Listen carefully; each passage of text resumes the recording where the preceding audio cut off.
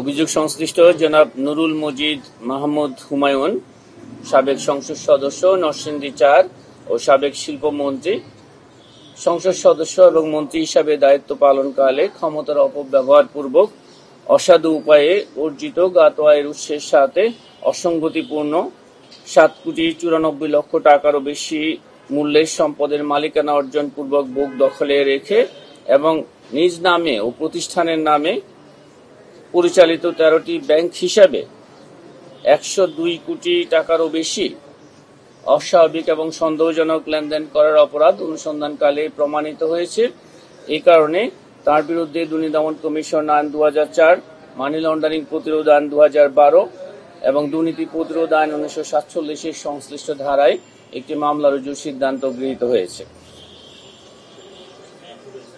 অভিযোগ সংশ্লিষ্ট মিসেস নাদিরা মাহমুদ, তার স্বামী জনাব নুরুল মজিদ মাহমুদ হুমায়ুন, সাবেক সংসদ সদস্য নরসিংদী ৪ ও সাবেক শিল্পমন্ত্রী, পাবলিক সার্ভেন্ট হিসেবে দায়িত্ব পালনকালে অসৎ উদ্দেশ্যে ক্ষমতার অপব্যবহার করে স্বামীর প্রভাব ও আর্থিক সহায়তায় 1,34,00,000 টাকারও বেশি মূল্যের জ্ঞাত আয়ের উৎসের সাথে অসঙ্গতিপূর্ণ সম্পদের মালিকানা অর্জন পূর্বক ভোগ দখলে রাখার অপরাধ অনুসন্ধানকালে প্রমাণিত হয়। তাদের দুজনের বিরুদ্ধে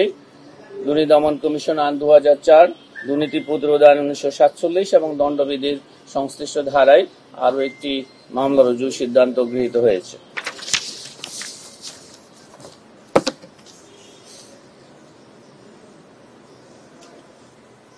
ভিন্ন প্রসঙ্গ এবার পরস্পর যোগসাজশে অসৎ উদ্দেশ্যে ক্ষমতার অপব্যবহারের মাধ্যমে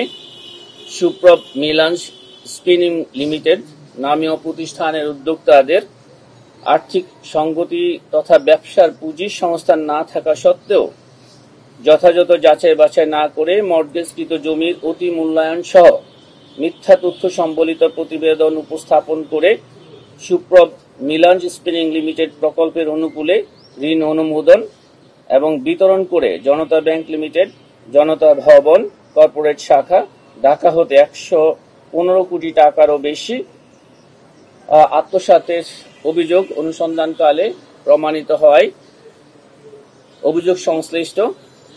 আলহাজ মোহাম্মদ জালাল উদ্দিন, ব্যবস্থাপনা পরিচালক messrs Suprobho Milan spinning limited, জনাব মোহাম্মদ আবদুল্লাহ সিদ্দিক, পরিচালক messrs Suprobho Milan spinning limited সহ 5 জনতা ব্যাংকের সংশ্লিষ্ট ব্যাংক কর্মকর্তাদের বিরুদ্ধে দণ্ডবিধির 409, 420, 467, 468, 471, 109 সহ দুর্নীতি প্রতিরোধ আইন 1947 5-2 ধারায় আরও একটি মামলা রুজুর সিদ্ধান্ত গৃহীত হয়েছে। আপনাদেরকে অনেক ধন্যবাদ।